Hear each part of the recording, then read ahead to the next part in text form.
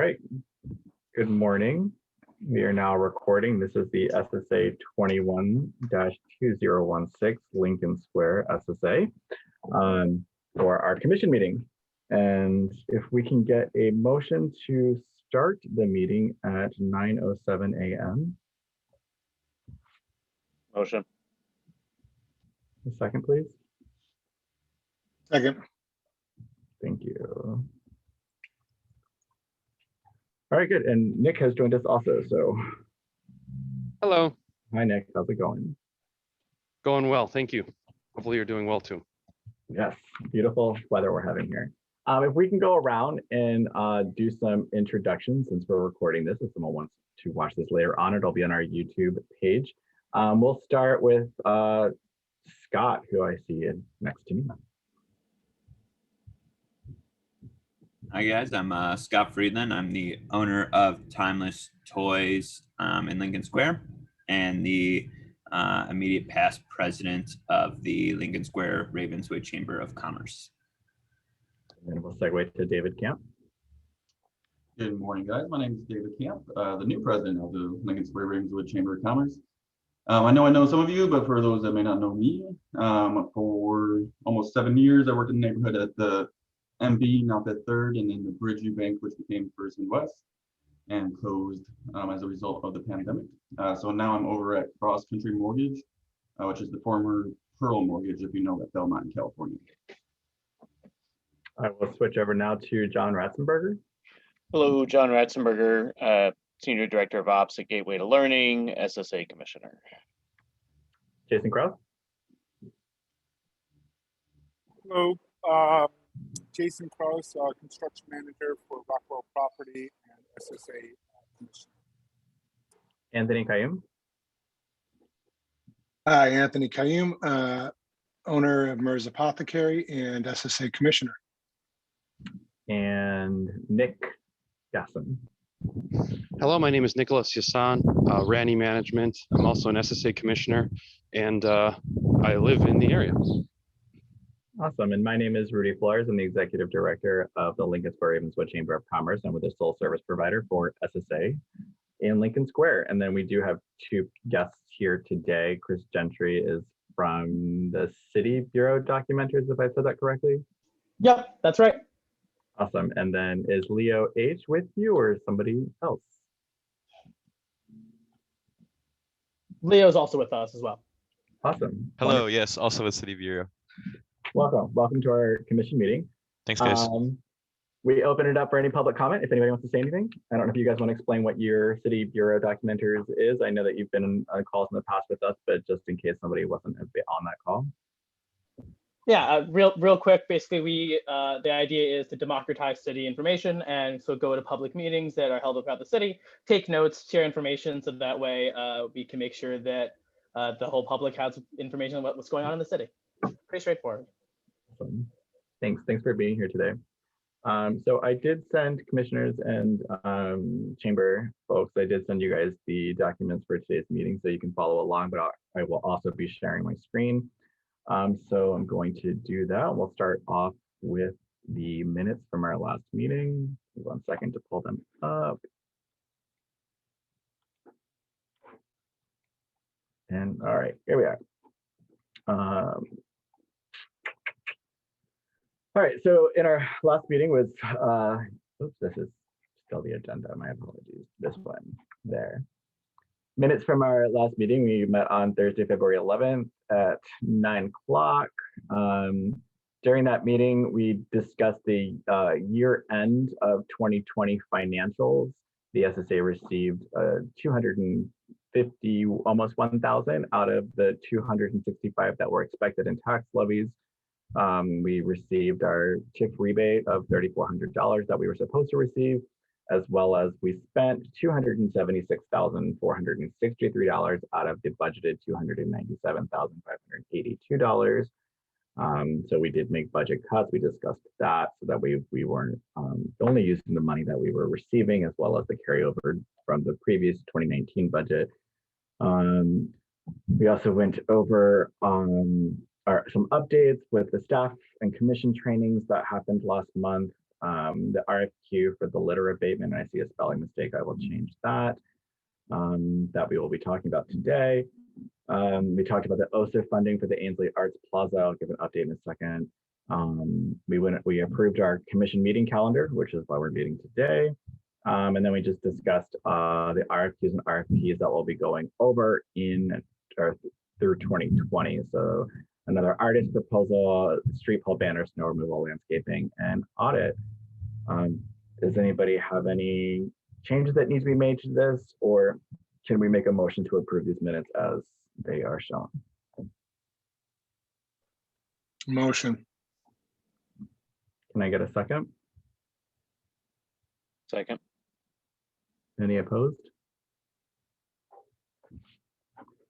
Wonderful. All right, now we'll go back to the agenda. All right, so financial reporting. So as of March 1st, we'll go over the P&L in detail in a second. But this is just the overview that I like to provide on the agenda, just so it's a little clearer for everybody. So far in late collection / interest, we've received 1 cent this year. And then tax levies have started to be collected. We've received 2 installments, so a total of $25,834.61. It's uncategorized because we have not received the actual receipts of what years they are coming from to throw them into their correct calendar levies. So that comes usually about 2 or 3 weeks after the month ends. So we should be getting those, and we'll categorize those as we receive that. Carryover funds. This is an approximation. We'll be doing our audit, which we will go over in our next meeting, the mid-April. So we're estimated around $12,401 of carryover funds from last year. That's why there's asterisks there. We don't usually receive our tip rebate until mid-year, about August.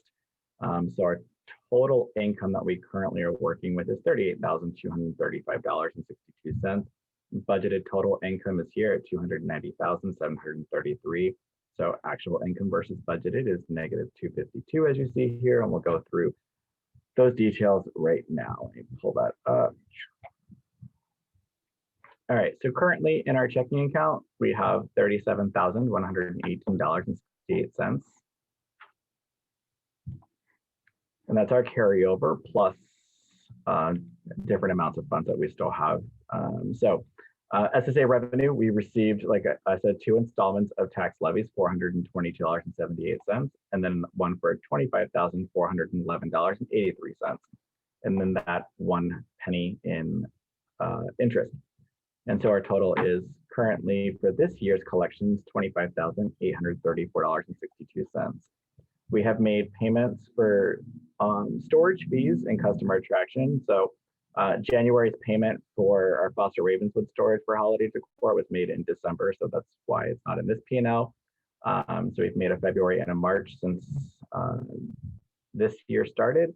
And then our honorary storage for our Make Way for People parklet and stuff is here, and that's paid for our first quarter. And then we paid our December litter removal service to Clean Slate at the beginning of the year for December. And then we paid our January one as well. We have not received our February invoice yet. And then our snow removal contract for Giddings Plaza, we have paid the final installment of 5 out of 5 for $639.50. And so our total expenses we've paid so far this year is $7,930.50. So that's a net income of $17,904.12. It's a very quick and easy P&L this week. Any questions regarding any of this? If there are no questions, can we get a motion to approve the financials as presented? Motion. Second. Any opposed? Thank you all. Put that down here. All right. And then I just create this little category area here just so we can see where we are. And so these are the budgeted categories that I will be presenting for revisions as we start the new year. So just showing where our expenditures are and what remains for the year.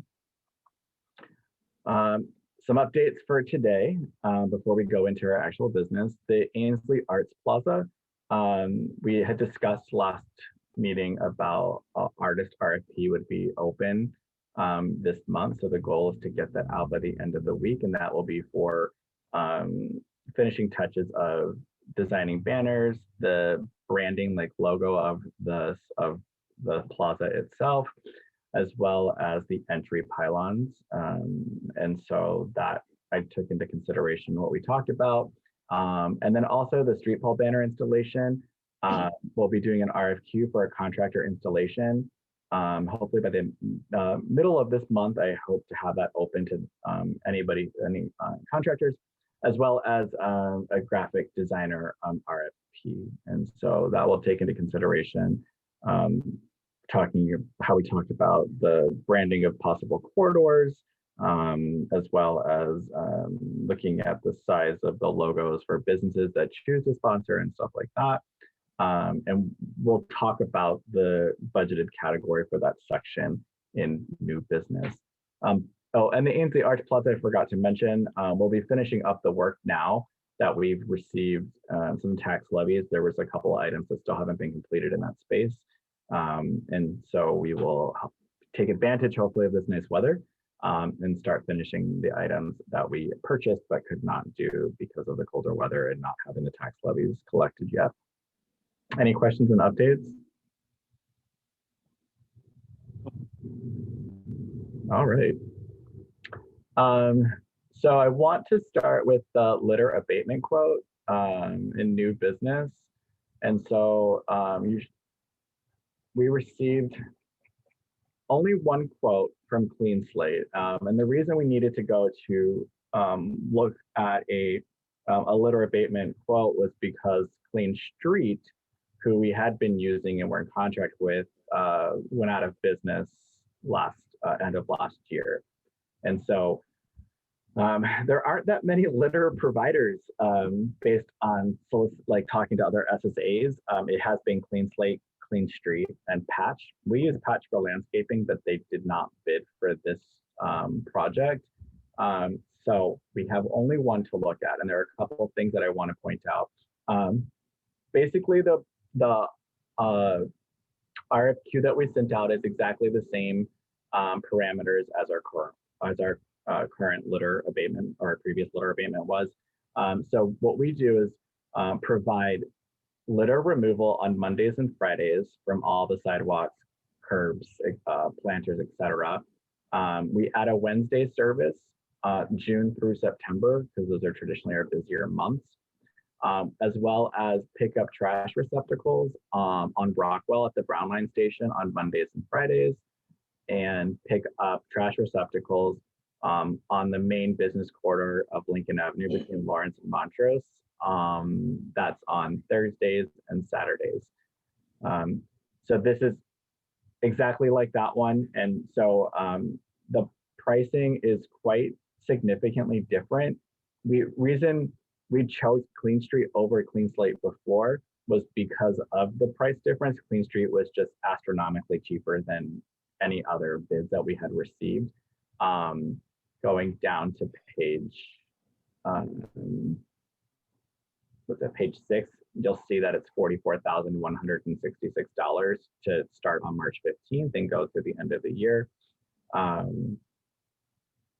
Our last contract for a full year was $33,000. So this one is roughly, if it was a full year, it'd be a little over $51,000. Clean Slate by far has impeccable service. The chamber uses them for all of our special events. I'm scrolling back up because I just wanted to show a couple of things. Looking at, if you have this in front of you, page 2, the frequency is what we'll be looking at. There's a couple of things. So if we didn't want to increase our budget category from currently $37,000 to, I'll give you the exact total. 1 second, sorry. $51,525.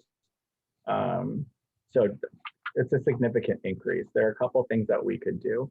We could drop off Wednesday service altogether during the months of June through September. We could also not pick up trash receptacles on Wednesdays on the Rockwell block by the L.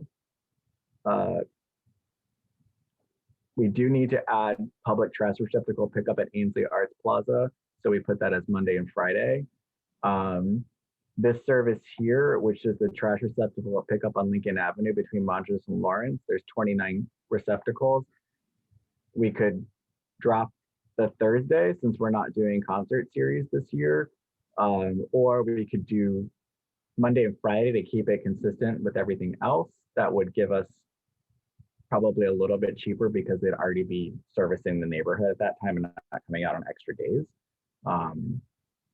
There's the Department of Streets and Sands also does pick up on different days, but this is supplemental service to typically ensure that our trash cans aren't overflowing after busy days. I did create a budget revision that would be able to accept this as is if you choose to do so.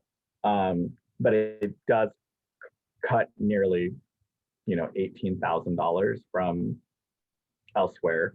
We don't have a lot of carryover from last year because we did use a lot of our budget because of the COVID pandemic, as well as we were down in our tax collections because of the pandemic itself too. So it's open for discussion for all those that are here.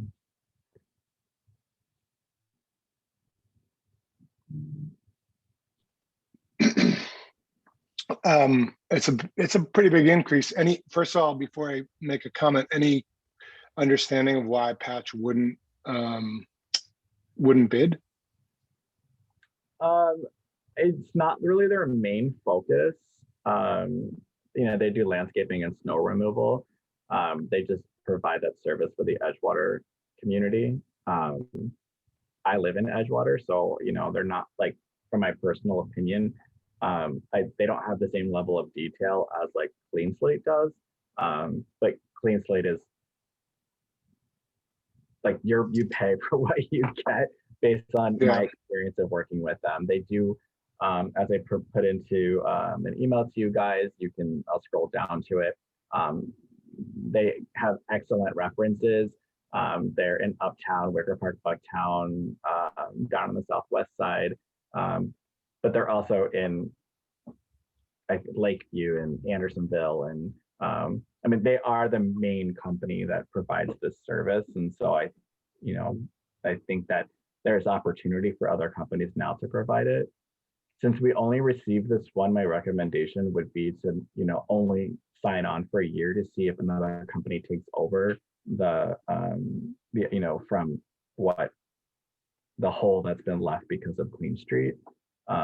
If you're not familiar with Clean Slate, they are a nonprofit, just like Clean Street, but their mission is to basically provide jobs for people that have been affected by poverty and homelessness, as shown here.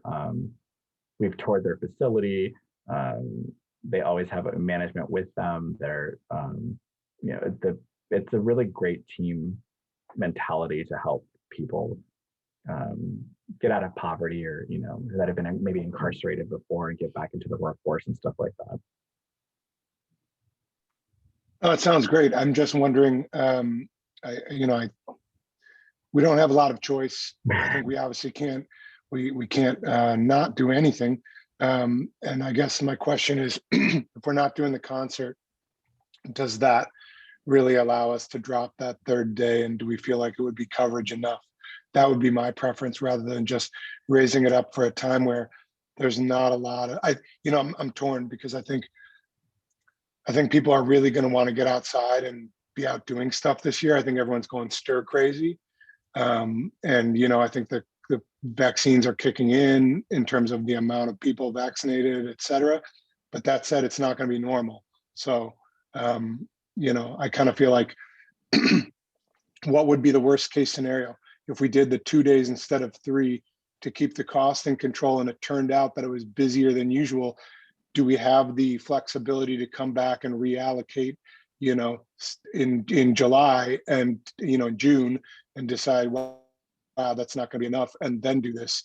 And in the meantime, you know, just sort of be a little more conservative on our expenditures. Yes, so we actually always have that ability to then go back at our contract and add service. So it's, you know, it's easier to add service than it is to take away service. Yeah, So I think that would be a good recommendation to to just do pickups twice a week and see what the, you know, the effect is on the community.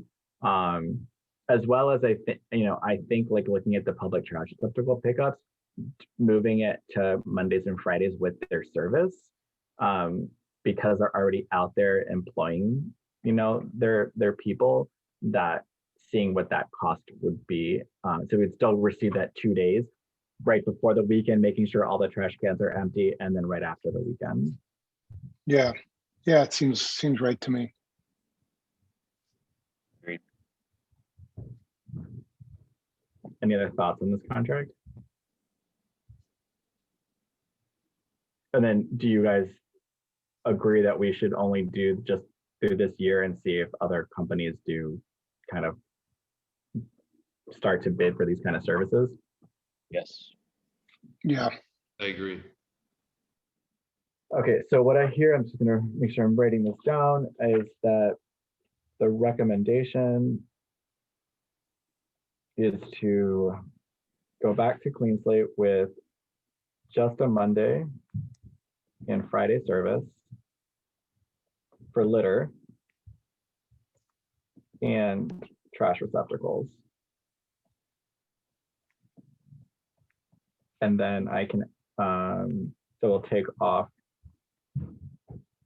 the Thursday and Saturday because we'll be doing those in the other days instead. And then I will also ask if they can give like a per occurrence, like addition pickup if we need to like say there's something that, I don't know, so 1 week is just super busy for some reason and we need an additional Wednesday or something. Like an a la carte. Yes, thank you, a la carte.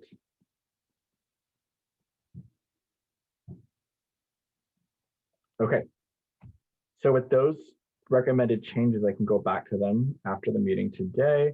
Can then I get, so then the maximum in that category is would be currently 51,525, but knowing that that rate will hopefully be lower, it should be lower if we're taking out days.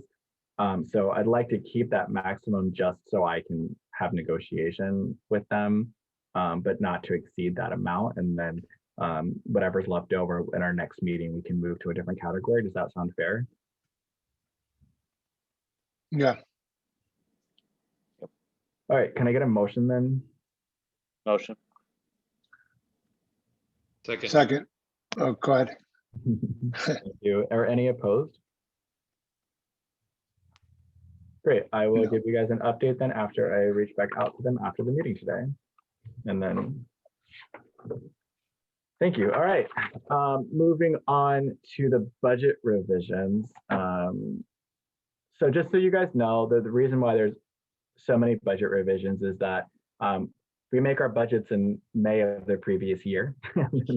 And then we make a slight change by the July, and then they don't get approved by council until October, November.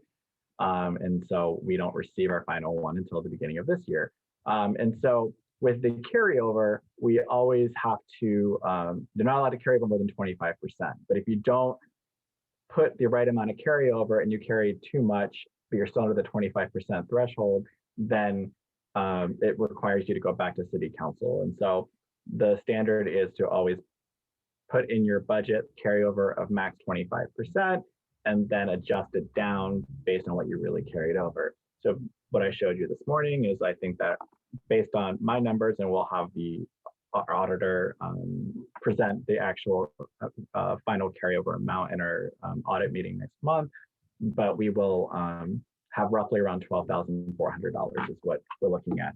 And so in order to make some adjustments, We're basically having to cut a lot of our carryover around. Plus, I wanted to ensure that all of our categories are based on the current contracts that we have for all the different elements here. So we have to go through category by category of where the changes are.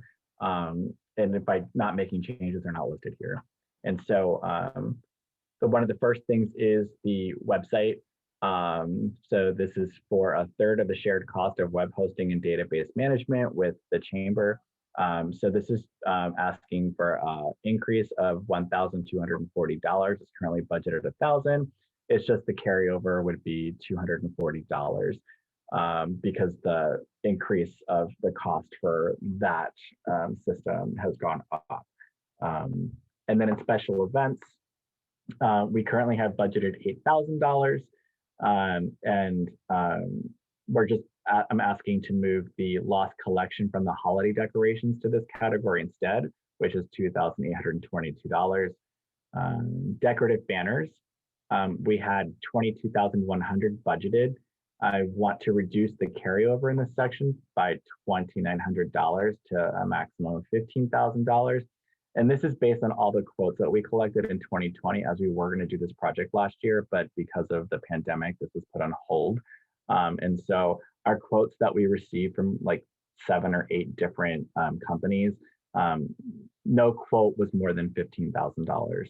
And so we have to go back out just to verify those quotes again and go back out to bid in general, but reducing costs here. Holiday decorations, we usually put a lot of our like carryover amounts and stuff in this section, just if it's like the fun money in air quotes. So this is going to be reduced from $36,597 to $24,125. So this is reducing a carryover. This is moving the loss collection up to special events.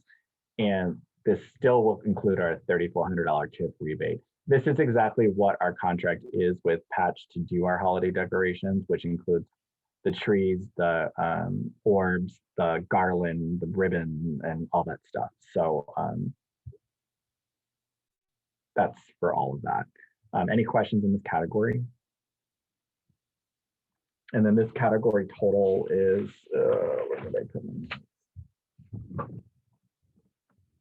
Give me 1 second, I apologize.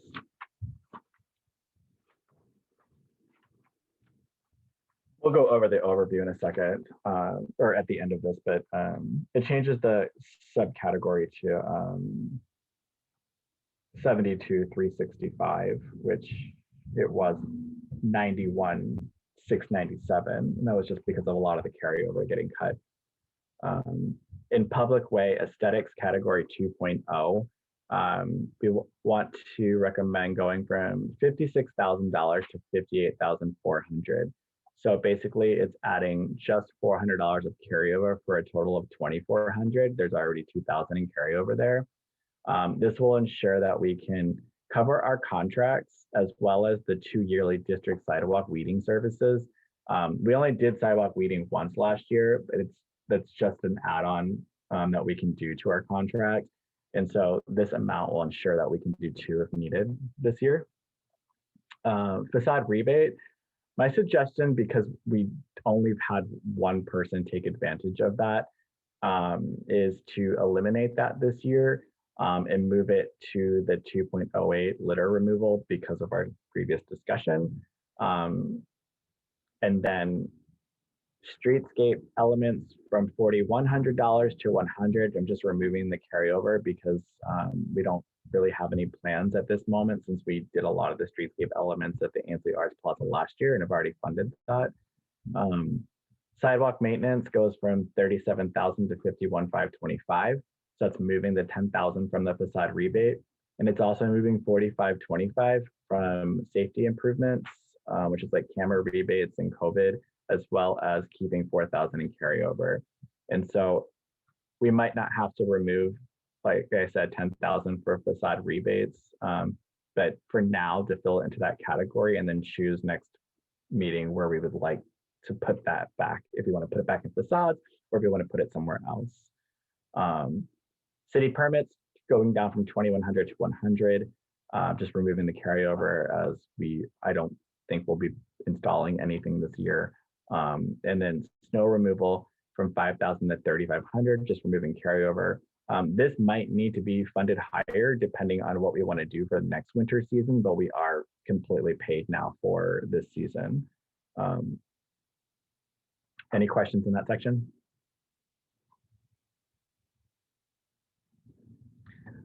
In sustainability in public places, going from the bicycle transit from 4,600 to 600, I'm removing the carryover.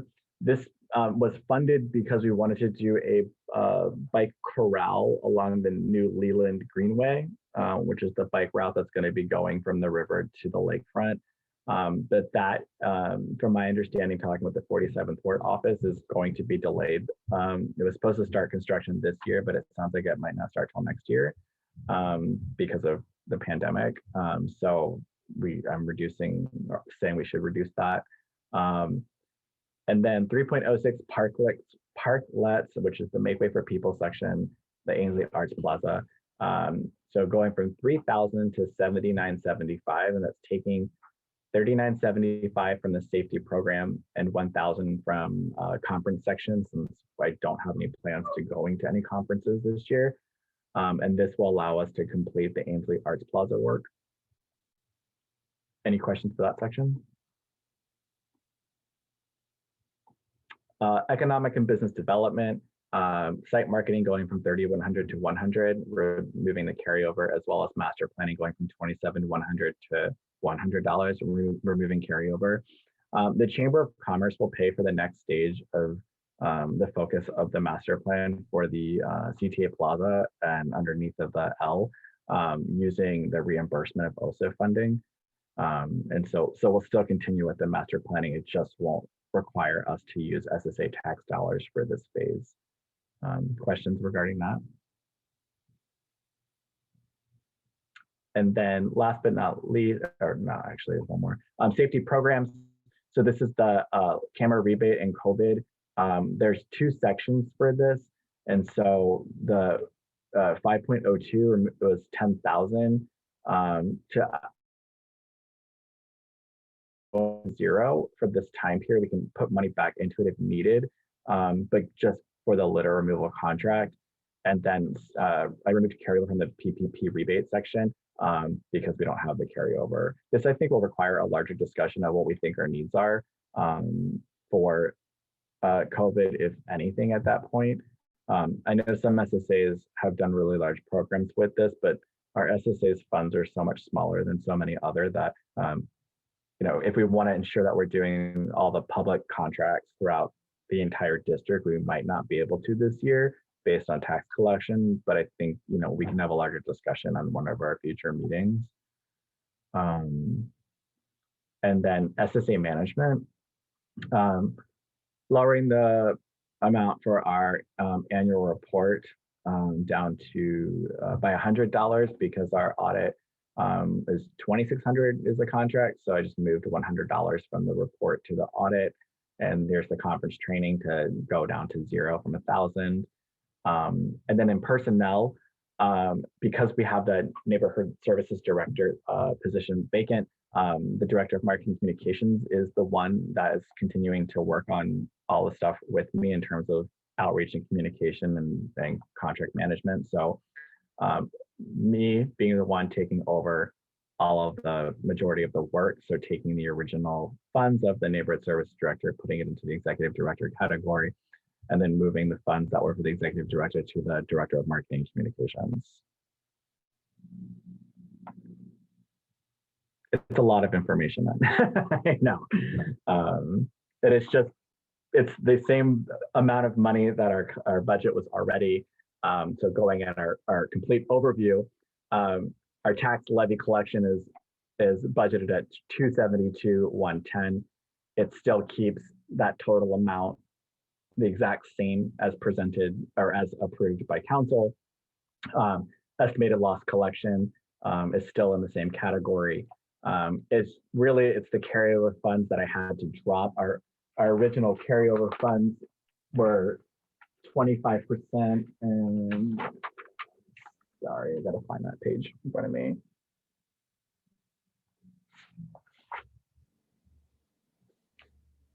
Yeah, so 25% carryover when we did our budget, we were saying was $73,689, which is going to be much lower, roughly around $12,401. And so that's why a lot of the adjustments need to be made at the beginning of the year. TIF rebate still stays the same.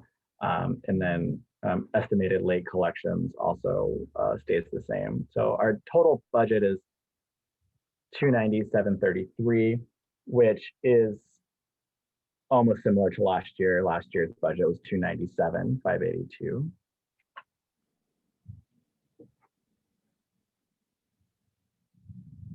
So don't we normally, and I think it's only one spot where when you do shift from what was budgeted, you can't really go between categories too often, right? Or like the city kind of, because I only saw it once, which was like moving your conferences and trainings to the category 3. So that's not an issue, or do you have to resubmit to the city on that? Correct. So that, yeah, clarification that we received is you can, as long as a category is funded, you can move money into it. Okay. But like, so for instance, if like safety programs didn't have this here $100, then we wouldn't be able to move money into that because we didn't have that category funded. Okay. Thank you. So that's why we can go back and talk about what if we want to do something for the COVID pandemic. But right now, I would want our budget to reflect that we are able to have negotiations with Clean Slate. That way I can, get a confirmed contract with them. And then at our next meeting, find out what that difference is and we can move that to a different project. And mind you, in this too, I'm also making sure that we keep the $10,000 in Paintworks. So that's our, our arts program. So, if you find the facade rebate to be more important than Paintworks, we can also move 10,000 out of Paintworks. That's up to you guys as the group. That was just my recommendations. I don't think so. I mean, I think we all, coming out of this with public art seems to be better than picking one business or two businesses to have a rebate that's barely used, right?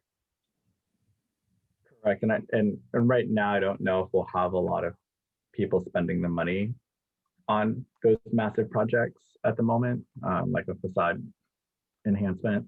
But that, again, we can always change. This is just to, get the budget appropriate to our contracts as well as our carryover amount.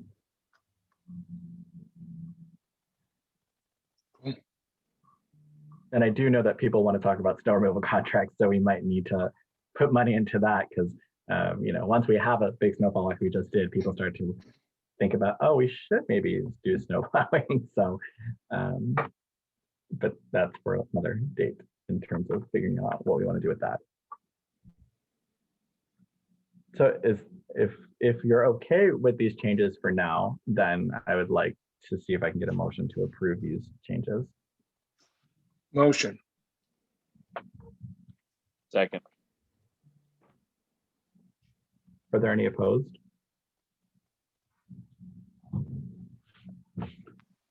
Awesome. Okay.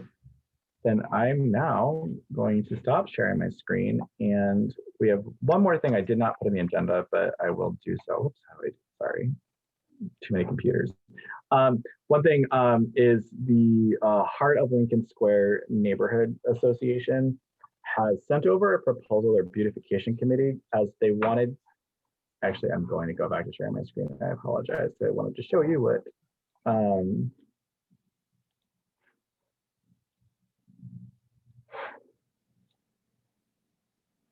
Can you, yes, all right. So this section along here, this is Lincoln and Leland, if you can see my cursor. The SSA goes up until the alley, is a underutilized section, and the Heart of Lincoln Square wants to do something with it, but, and they sent over a proposal, and I have been communicating with them and communicating with John, who also sits on their board. That if it's not really, the SSA doesn't really just take proposals and give money to people. It's not like a sponsorship program. It's you have to have an RFP that's open to anybody to submit proposals. And so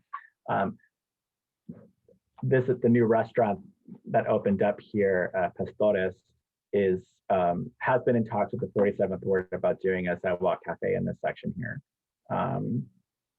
I did say to them though, like this area here, which is the pool of LSAC, you know, could be an area for seating areas, what they're wanting to do with like decorative benches and stuff like that.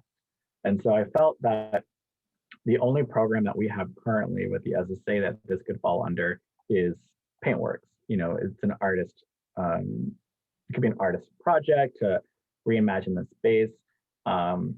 But if we chose to put this in our queue of projects for Paintworks, it would require a formal RFP process that would be open to anybody from the public, not just the Heart of Lincoln Squares to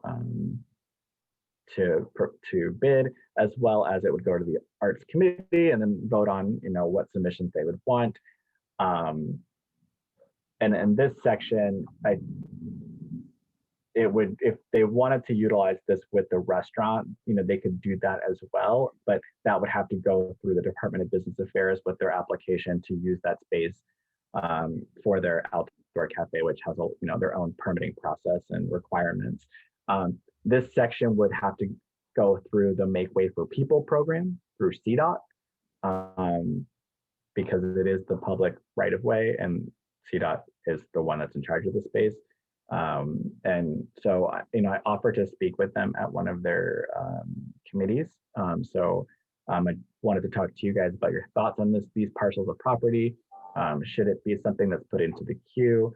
I did send them a resource from the Department of Cultural Affairs that there's an open RFP right now for funding for nonprofits or artists that we would not be able to apply for, that, you know, could also help fund this idea that they have, and that would go outside of what we would do.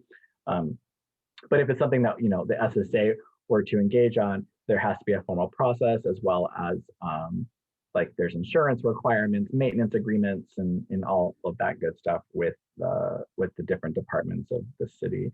And so just wanted to get your thoughts on this area, as you know, our focus is going to be the CTA Plaza over here, as well as underneath of the L for the next sections of the master plan. And under the L, we'll have a lot of like artist opportunities. If you think about like the low line, what they did in Lakeview, we've already done, you know, one mural here with the SSA, and then the chamber had this commissioned. And so just wanted to get your thoughts on if this is something that we want, if we have interest in this, and possibly putting into the queue for the Ainsley Arts Plaza. I'm sorry, for the Paintworks program.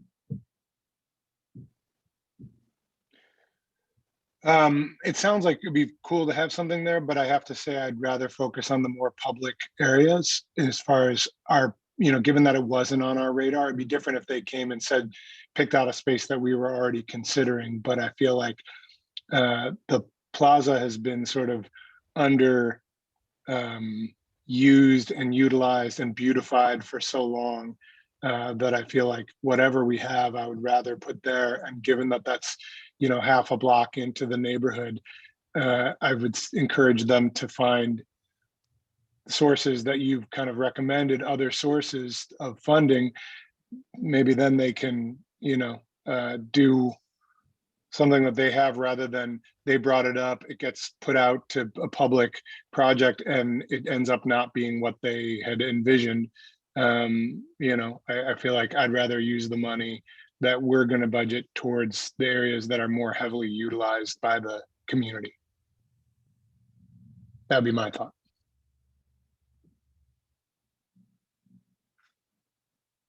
Anybody else want to weigh in? Are you looking for me to weigh in, or? You I can. Yes. Basically, I mean, you know, I can speak just a little bit. Like, I don't, you know, I'm on the board, the president of the board right now, but from the beautification committee, they're just kind of, we're starting the process of trying to figure out what they can do and what they can get, and they want to they want to work effectively with the ideas of the master plans and just try and get a bunch of, just do whatever we can to assist in all of the beautification and everything for our neighborhood. And I think it, you know, especially as a young organization that we're still trying to figure out where the sources of funding are. I'm not advocating for, or you know, or the SSA for any funds for this. Just I know that this committee wanted to approach the SSA, and I said that's fine. You know, I can't vote, I can't say much other than, you know, you can certainly ask, and then we figure out from there. And I do think it is a great first step to honestly have Rudy talk with the committee just in regards of here's a bunch of resources that we tend to go towards, you know, to assist in these matters. Try going down this path, and then yeah, if the SSA is not leaning towards this area, and you know, I think this was an identified area mainly for this front section, but if there's going to be permit process and they want a sidewalk cafe in there, that kind of changes the entire scope of the project that they were talking about anyway. So I just think they're just looking for a little help and direction is what's happening. Yep. I did reach out to 47th Ward and asked about where they are with this space in terms of the outdoor patio, and I did not receive a response. So I'll reach out again, because I know that they had originally reached out, and I think it's back in December or early January. And so I was a part of that email thread, but then I never heard anything again. So I did reach back out, but I'll follow up too. Because I mean, it's definitely been, I mean, on the radar for landscaping as an SSA, just because, yeah, it is a visible corner. I think that, like, depending on where we want to put our Paintworks money, we had been, you know, looking at this section as the next step, but this could be an addition. But I just wanted to get your thoughts before I reached out. Jason or Nick, do you guys have any thoughts? My only thoughts were, I like the idea of adding, you know, thinking about what this area could be. I didn't hear you, or maybe I missed part of what they're going to do with all those trees. Is that going to be any issue? But I think if it had more information on what it would look like or some renderings, it'd be easier to make a determination of whether or not that's going to be important. I would say that this would probably get a lot of attention because everybody who drives down Lincoln and that comes from Western, this is, you know, I look at it almost every day. I know Giddings Plaza is also another area where people congregate, but it's like, unless you turn your head, you're not really looking at it. I would say this, if they could figure out something that would make sense, it would be nice, but I'd look for some renderings first before determining that. They did send over some stuff, but, you know, without having a formal process, I didn't feel need to show, but I will talk with them at in one of their meetings. And then, as well as, I'm still waiting to see what the proposal is for the bikeway through here, and because there's going to be some changes to Leland Avenue, at least between Western and Leland. And so there could be bump outs here as well, as you know, that expand on this outdoor section. Because if you're familiar with Bertaux, you know, they have landscape islands as in the street for their bikeway, and so that, you know, could be coming here. And so as soon as I get that, I think that'll help kind of what we can and can't do in this area. But then basically what I'm hearing is I'll have a conversation with Heart of Lincoln Square and kind of talk with them a little bit more about maybe this area or just other in general, like projects that we're working on, so they kind of get a better understanding, and then I can come back to you guys in a next meeting or so. So the whole area is this area just east of Lincoln, the half block to the alley is basically the part we're talking about, right? They proposed doing something for, yeah, this whole section up to the alley, which is the SSA is the one that, you know, we do litter removal and stuff like that on this section. And so if we are to do anything, we have to go through all the formal processes, which Make Way for People would be probably the most useful for us to go through on doing something with this stretch. But typically if a restaurant is here and wants to use the parkway for a cafe, you know, that's makes the most sense. Obviously, they can't just put tables in the grass. I don't know what they would want to do if they brick it over or whatnot. But since it's now a restaurant, which it wasn't for, it's never been utilized for an outdoor cafe, but it makes the most sense for a restaurant, especially during COVID, to have as much outdoor seating as possible. So. Yeah, can I just add that my comment was basically based on what you were saying about the outdoor restaurant. Obviously, I would feel differently if that doesn't come to fruition. And I love the idea of, John, thanks for the explanation of other groups helping to fulfill the vision of the master plan. It would be great if we could get groups that would help make it additive rather than just part of what we're already going to do. So I would still sort of say, if there is a possibility that we could stretch our dollars farther by having other groups focus on something, this Heart of Lincoln Square or whomever focus on raising money for a part so that we could use the SSA money for another area, that would be great. But I think this corner is huge if it does go all the way out to the corner. And would kind of revise my earlier comments where you were talking about just being in front of the pool building. Yeah, so from the master plan, doing like end cap seating areas like similar to Andersonville on Clark Street. Those, that's done by their SSA, but that could be like different neighborhood groups take ownership of, of that space in terms of maintenance, if the SSA were to be able to afford to like implement. That's actually a great comment and something to consider as we move forward with the planning. Okay, anything else then? Any comments on that for today? No, thank you. Awesome. Okay, I will reach out to Heart of Lincoln Square after this meeting, as well as clean slate for our contract. But that's all I have for today that needed to be voted on. Our next meeting is going to be on Thursday, April 22nd at 9 a.m. That's where we will review our audit as well as submissions for the next RFPs that will be open. If there's nothing else, if I can get a motion to end the meeting. Motion. Second. Any opposed? All right, well then I'm going to end our recording. Thank you, everyone.